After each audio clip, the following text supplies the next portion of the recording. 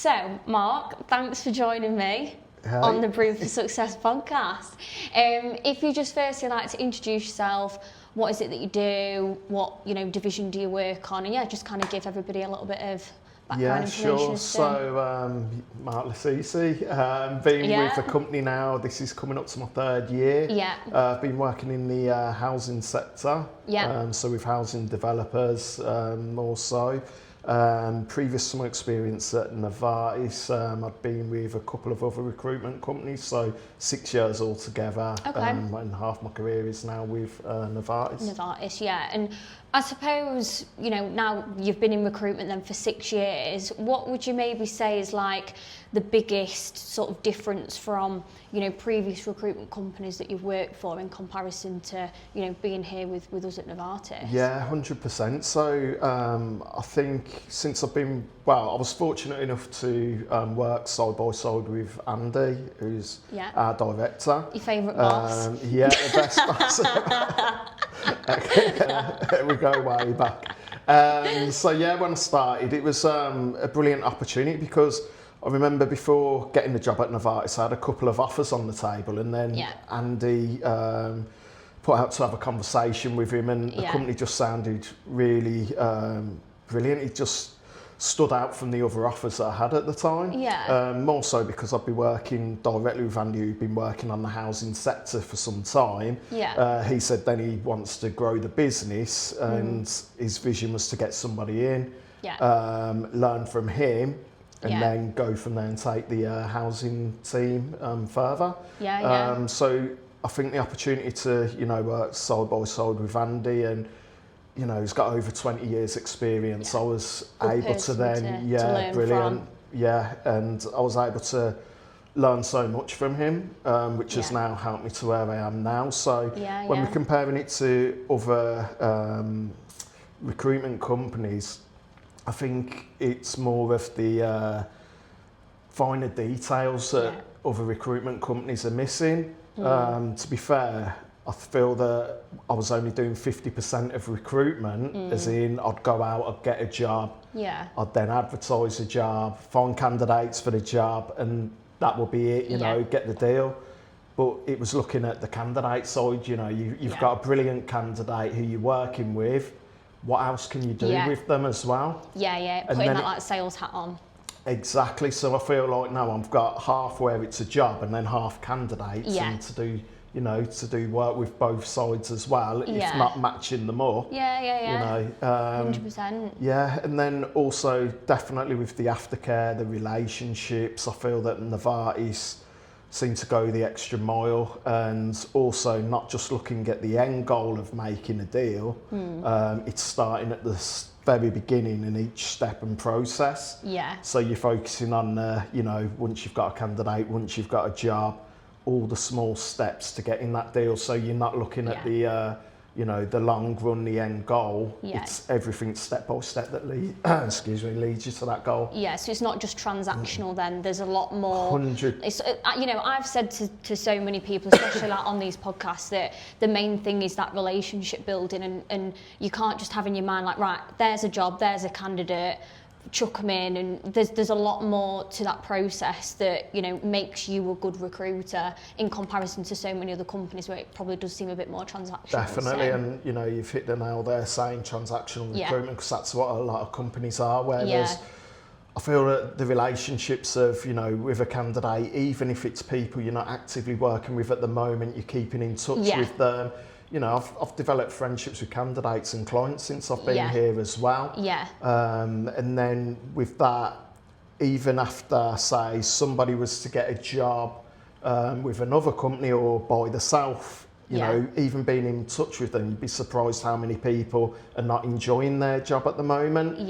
And this is things that I'd never have done before. I'd never have thought to, call somebody who just started a job, or even the aftercare process of checking in regularly. The service calls and so customer service calls as well, speaking to the clients who you've done business with, because I think it was coming in, learning from Andy and John that, once you've made a placement, a lot of recruiters would just walk away from that and think, yes, I've got the deal, that's it. But then it's, following up those, going down to meet them, it makes such a difference. And it gives you, you know, I feel that we're more credible recruiters. Yeah. And that's what's successful about the business. Yeah, no, definitely. And as well, you get so much from like referrals, and at the end of the day, you want to be the recruiter that's at people's like forefront of their mind. So then, you know, they might not be looking for a job now, but if you keep in that regular communication when, you know, because things change really, really quickly, as we know in the world anyway, but especially within recruitment and work,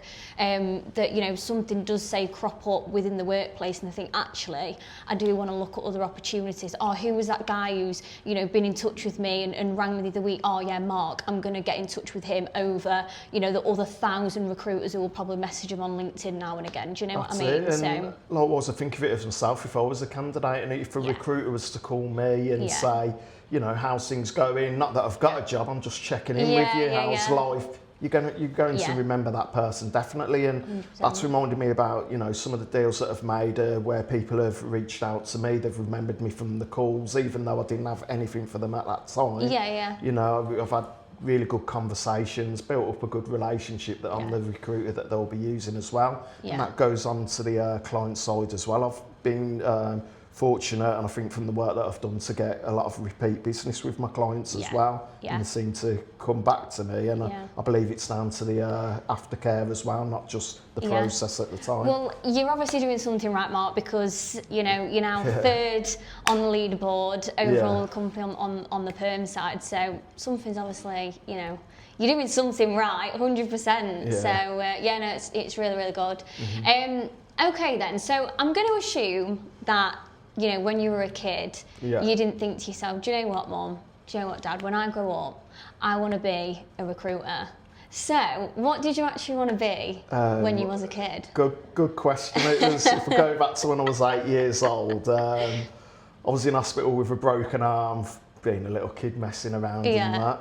And it was just by coincidence, Princess Diane was visiting that hospital. I think it was Walsall Manor Hospital. And I remember it was all like the news, TV cameras were there and everything, and she came to the children's ward. And she literally, I just remember her coming through the door, and it was like a woman with this aura, Princess Diane, and it was like, wow, here she is. And she literally came over to my bed where I was. Oh, really? And just started talking to me, and she says, oh, you poor little soldier, are you going, will you be a soldier for me when you're older? And I was like, just nodding my head, yes. I didn't have really a clue what she was talking about. But then from that day, that instant, I just wanted to be a Royal Guardsman. So that was just my determination then. So did your wish come true? My wish did come true, Did you actually? I didn't know that. Well, there you go. So at the age of 17, I went to the Army Careers Office, and I've been waiting all those years from an 8-year-old, and it was just my dream to become a Royal Guardsman, you know, for the Queen and all that. Well, that is unreal, because usually when you ask that question for like, oh, I wanted to be a doctor or a nurse, and obviously never ended up being a doctor or a nurse, but that's wild that what you actually wanted to be as a kid, you manifested that, and there you go. So that is amazing. I remember I just wanted to be in the armed forces, and I remember doing the training 6 months, pretty grueling, pretty tough, especially being a 17-year-old, but then I had a great life. I was in the 1st Battalion Irish Guards doing all the palace duties, Queen's Guards.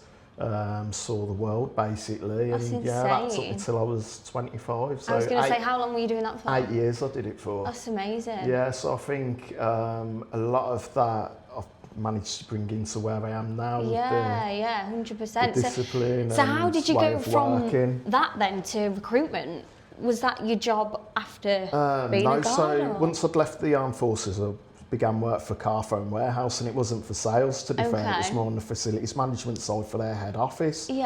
And with that, I was, you know, working with security. So I was actually on the client side working with a lot of recruiters there as well. So you've seen it from that side then, as well, and thinking, you know, who's a good recruiter, who's not, who would I work with at the time. No one to look out so for the head office, I was doing a lot of the facilities, like repairs of the buildings, and then cleaners, security as well. But that gave me a good insight into sales, because the guy who started Carphone House is a gentleman called Charles Dunstan. Right. And with that, the guy who created it, you'd always hear the story of how he was a student who, well, he literally left university without graduating, but he saw a vision. I think he worked for the NEC, and he did a show where there was mobile phones, car phones. Literally not the handhelds that we get now, but the literally bricks for the cars. But I think he had a vision, and you'd always hear that he ended up using his student fundings when he dropped out of uni, invested that into mobile phones. And then hearing it that he would knock on every door and everyone would laugh at him about selling these phones basically, but he just believed in it so much. And he went door to door to door, and it gradually cottoned on then, the American market picked up with it, and then next thing you know, everyone's got phones in their hands basically, and it's our way of living. That's crazy. So I think that really inspired me. Yeah. That if you've got a vision for something and you do believe something, you'll do it no matter what, and you can change 100%. lives with what you believe in there. Yeah, manifestation, it's real. There you go. So hugely believe in it, definitely. And so after Carphone House, I think I did about 6 or 7 years with them. I was made redundant and did a IT qualification, so I started to build fix computers. Sent my CV off, and company at the time, Purple Bricks, they got hold of my CV and asked me to come in for an interview. With that then, so I went in for an IT job, but they just saw me as being a business development person. And they said, saw the natural we don't salesman want you in you. Yeah, that's it. They said they don't want me fixing computers. They'd like me to work on the business development side. And so I've found myself in the sales world. And here you are in recruitment. And then, just ended up guiding off into recruitment there. So quite a few things that I'd learned from there, and on the sales side, I just good thought, transferable skills, isn't it? Definitely. So being from the army, seeing these companies like Carphone House, Purple Bricks, I just thought that recruitment's the way forward. And to be fair, I had a lot of guys who I was in the army with who've become really successful recruiters as well. So that was, speaking to them, that was my way in there. 100%. So you've really been on a journey then in terms of your career, like you've really gone through, different stages, but it sounds as though, every role that you've had throughout your career has really kind of helped to, get you to where you are now, and it's all been sort of transferable in its own kind of unique way, I guess. 100%. And I forgot to mention, when I did come out of the army, I did a bit of door-to-door sales, to be fair. Now that and is brutal. 100% commission as well, so if you didn't get any sales, you didn't get paid for it. So there was me with my army mentality, and I was literally knocking on every door. But I really believed in the law of averages, where, if I knocked on 10 doors, at least one person I'd be able to speak to, and I seemed to do really well at it, and I was making really good money as well. And then I think that having that mentality as well and bringing that into recruitment really pays off. I always said that if you have done door-to-door sales, or even like just call centre vibes, then recruitment, I feel like you're going to have the right sort of skills and, that resilience as well. Because if you're doing door-to-door sales, like, Jesus, you've got to have some resilience about you. Like, that's got to be a tough job. It's got to be a tough job, surely. Because, they can literally physically slam the door in your face. Or at least if you're on a phone, it's kind of like, put the phone down on me. Do you know what I mean? Yeah, that's right. I just think it's on the resilience side. But at the time, I didn't know any difference, coming from an army background, going into my first civilian job. It was like a brilliant job at the time, but then speaking to everyone, I thought I was crazy doing it. Like, what are you doing that? That's crazy. Okay, no, that is really interesting. Candidates then, again, you'll have dealt with quite a few over the years. So what is the wildest excuse that a candidate is given to you as to why they've either not taken the offer or haven't shown up to an interview? Dog's sick. What, physically sick, or the dog's just sick, and really had to go off to the vets, and I think that was one of the main ones as well. Yeah, that one just sticks to mind, to be fair. And it's like, you're meant to be at an interview and that, and he says, I had an emergency, I had to take the dog's been sick. The puppy to get its puppy flu sorted out, so, and then didn't want to rearrange after, but I thought that was a bit of an fishy, that, isn't it? excuse, Yeah, like, okay, your dog's poorly now, but they're not going to be poorly next week. Do you sure you don't want to rearrange? But yeah, I think that's the main one that sticks in your mind. Okay. Recruitment then. Can you sum it up in 3 songs?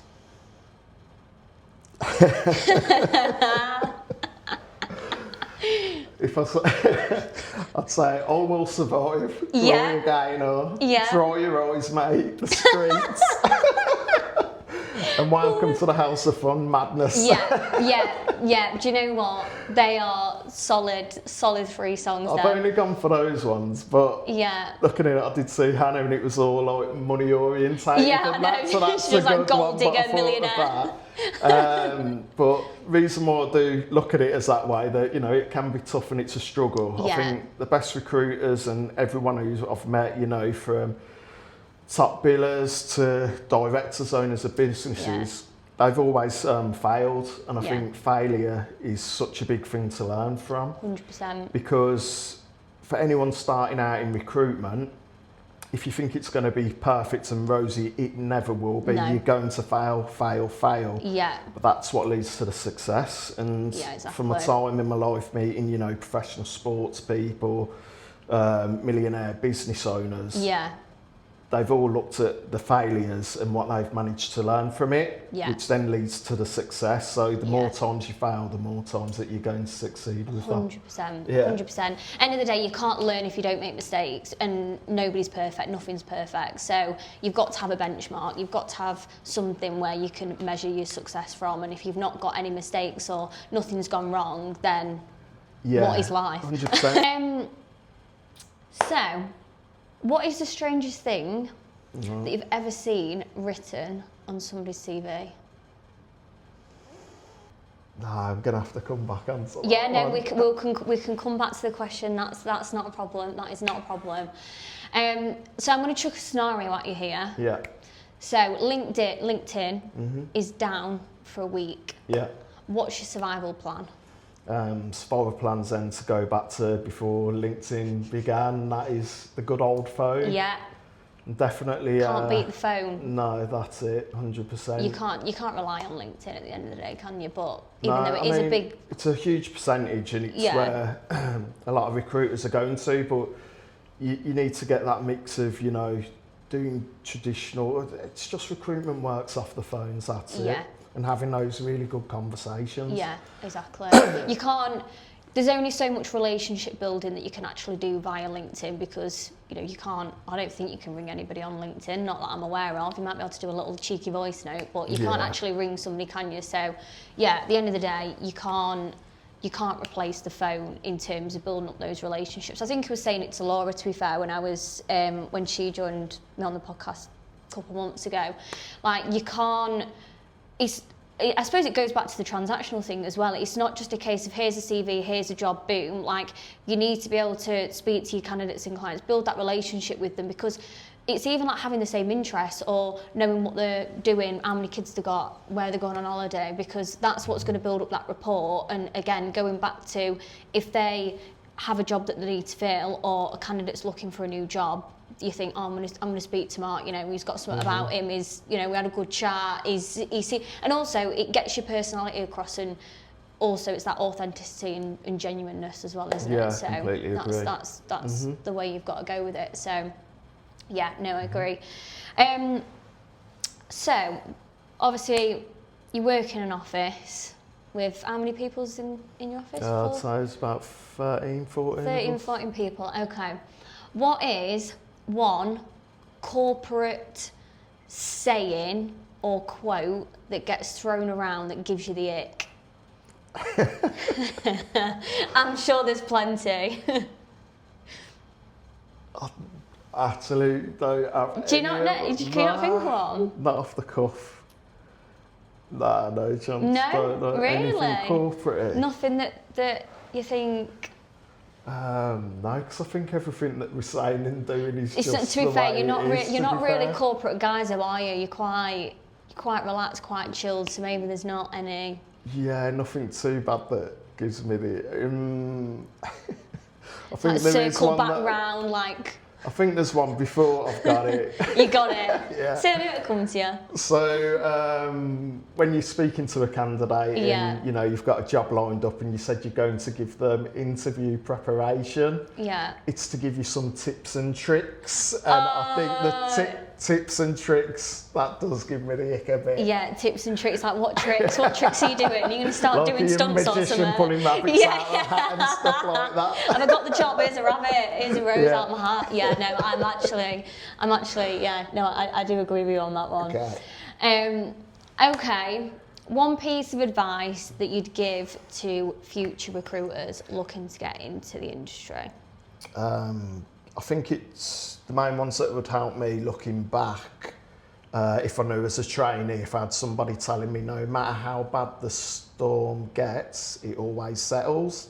Is that not a corporate saying? It probably is, but I've never heard it before. And when I got right, you just said one. Yeah, I'll have that one. So that's what I'd say to somebody new, because definitely it always helps on that side as well. Yeah, no, I do agree. And definitely 100% though, if you're getting into the recruitment side, just give it a go. And the people who seem to be doing the best are the ones who don't want to be someone else, leaving your ego at home.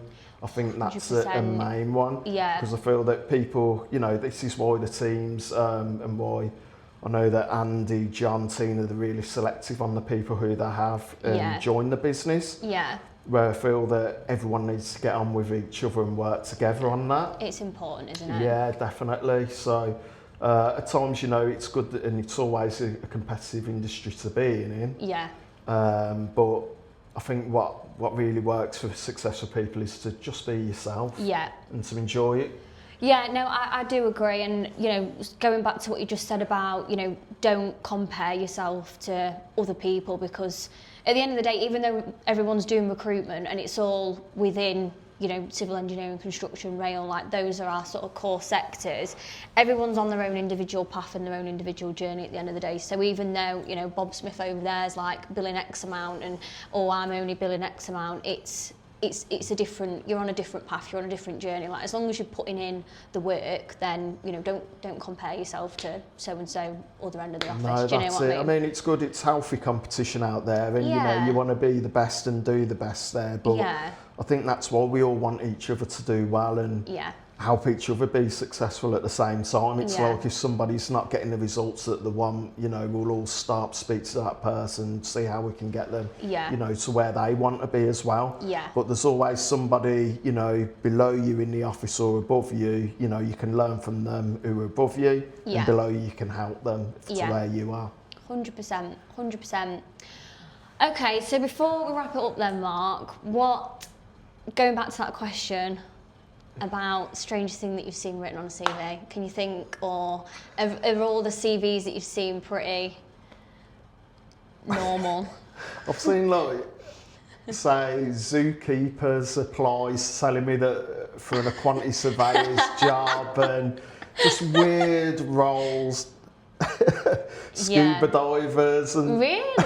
Oh Jesus, yeah. Stuff like that, and you know, it's like thanks for applying and that, but I don't think you've got the experience we're looking for this role. I appreciate, you know, the determination, thinking, you know, I can go from being a scuba diver to quantity surveyor, but we do need to, you know, manage expectations here. But then you'll get these people who actually call in and, you know, they want to discuss it, which is fair enough, but they want to say why they're, you know, good to be a quantity surveyor, and they'll tell me that they've painted their mum's bedroom for them, and you know, and I'm like, oh, that's not the experience we're looking for on that side. Unfortunately, if you don't know what an NEC-free contract is, mate, then we're gonna have to unfortunately decline your application. But yeah, okay, valid. Fair enough. Well, thank you so much, Mark, for joining me on the podcast. You've been great.